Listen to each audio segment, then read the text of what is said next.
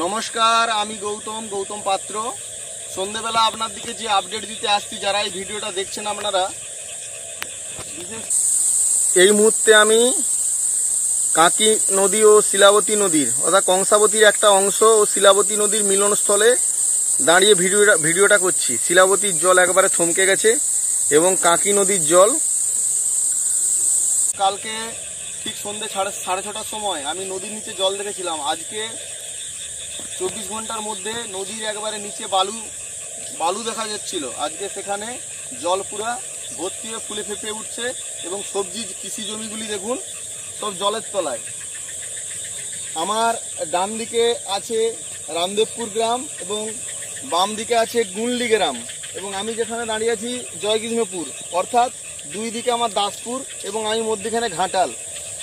আমি কলমিজোড় থেকে 7 কিলোমিটার নিচে আছি, যেখানটায় কলমিজোড়ের যে নদীটা আসছে কাঁকি নদী, ওই কাঁকি নদী এবং শিলাবতী নদী যেখানে মিলিত হয়েছে তা থেকে ঠিক 200 ফুট দূরে দাঁড়িয়ে আছি। এই যে স্রোত যাইছে এইটা হলো কাঁকি নদীর জল, আর দূরে আপনাদেরকে দেখিয়ে দেবো ভিডিওতে শিলাবতী নদীর জল স্থির হয়ে গেছে, অর্থাৎ আর বাড়ছে না সেভাবে।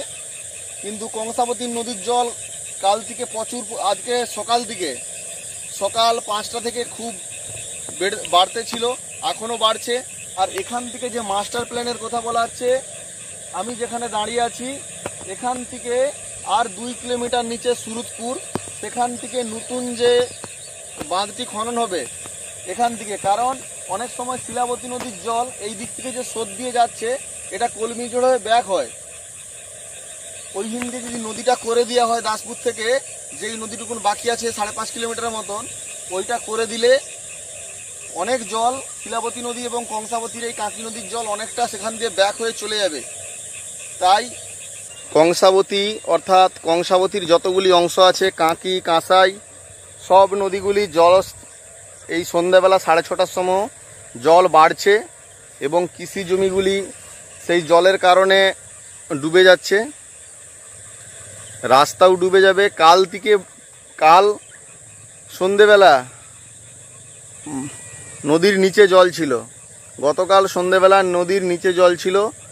একদিনের মধ্যেই এতটা জল বেড়েছে, সবই কিন্তু বিশ্ব উষ্ণায়নের কারণ।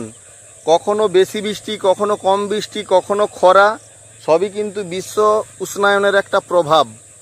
তাই সবাইকে বলবো বিশ্ব উষ্ণায়নের হাত থেকে রক্ষা পেতে গাছ লাগাতে হবে, গাছ বাঁচাতে হবে, এটাই হলো বলার।